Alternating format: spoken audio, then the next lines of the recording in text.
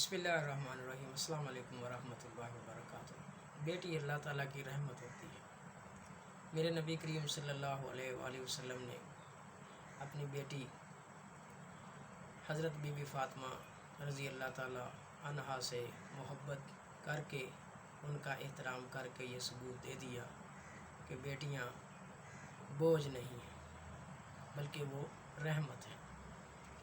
لیکن پھر کیا ہوا، آپ صلی اللہ علیہ وآلہ وسلم سے پہلے ڈارک ایجز میں کچھ قبائل جو تھے وہ بیٹیوں کو زندہ دفن کر دیتے تھے، اور اس کے بعد پھر دور آیا اللہ تعالیٰ کے نبی صلی اللہ علیہ وآلہ وسلم کے اس دنیا سے چلے جانے کے بعد پھر وہ دور لوٹا، اور لوگ جو ہے وہ بیٹیوں کو بوجھ سمجھنے لگ گئے،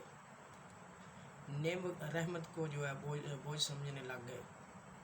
اب اس میں کئی ایک وجوہات سامنے آئیں۔ میں نے اکثر جو معاشرے کے اندر دیکھا کہ بیٹیوں سے جو سلوک ہے ان کے سسرال میں وہ اچھا نہیں ہوتا۔ لوگ بیٹیوں کی پیدائش میں مرجھا سے جاتے ہیں۔ وجہ اس کی کیا ہے کہ ان کے مقدر سے لوگ ڈرتے ہیں۔ اب اکثر ان کو مارا پیٹا جاتا ہے، ان کو طلاق دے دی جاتی ہے، یا ان کو طلاق نہیں دی جاتی، ان کو لٹکا کے رکھا جاتا ہے، سزائیں دی جاتی ہیں، ان کا بائیکاٹ کیا جاتا ہے۔ تو ایک قسم کی جو ہے نا وہ نہ جانے ایک زندگی میں جو ان کو عطا ہوئی ہے اس میں کتنی بار وہ مرتی ہے۔ اب ایک سچویشن میں آپ کے سامنے رکھتا ہوں جو میں نے آبزرو کیا کہ جس عورت کا خامد نشئی ہو وہ جیتے جی مر جاتی ہے۔ اب اس کی زندگی کا حال نہیں ہے، لیکن ہمارا جو معاشرہ ہے وہ رسم و رواج کا معاشرہ ہے، روایات کا معاشرہ ہے، وہ ان پہ سختی سے پابند رہنے کا حکم دیتا ہے۔ تو اگر کوئی عورت کھلا لیتی ہے یا کھلے کا مطالبہ کرتی ہے تو اسے باغی قرار دیا جاتا ہے، طرح طرح کی جو ہے اس پہ انگلیاں اٹھائی جاتی ہیں اور اسے طنز کا نشانہ بنایا جاتا ہے۔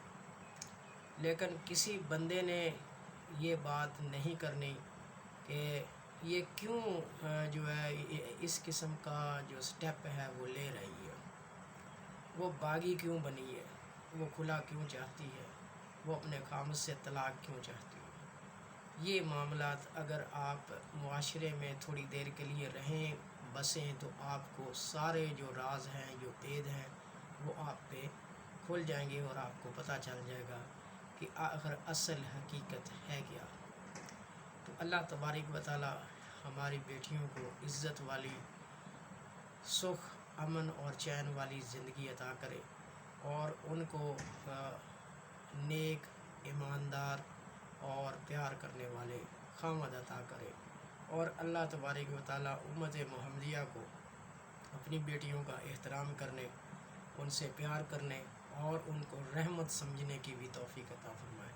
جس طرح میرے نبی کریم صلی اللہ علیہ وآلہ وسلم نے بیٹیوں سے پیار کر کے بتایا، تو اس طرح ہمیں بھی پیار کرنے کی توفیق عطا فرمائے۔ یہ ایک ٹاپک ہے، میں نے تو بڑی مختصر سی بات آپ کے ساتھ کر دی 2-2.5 منٹ کے اندر، لیکن اس پہ ضرور سوچنا، اس پہ غور کرنا، اس پہ ریسرچ کرنا، پھر آپ کو پتہ چلے گا کہ کون سی کنڈیشن جو ہے میں جو عورتیں ہیں وہ زندگی گزار رہی ہیں۔ گو کہ ہمارا مسلم معاشرہ ہے لیکن ہم روایات میں جکڑے ہوئے لوگ ہیں۔ Thank you so much to listen and watch the video. Please subscribe my channel if you like it, comment on it for my improvement, and share with your friend.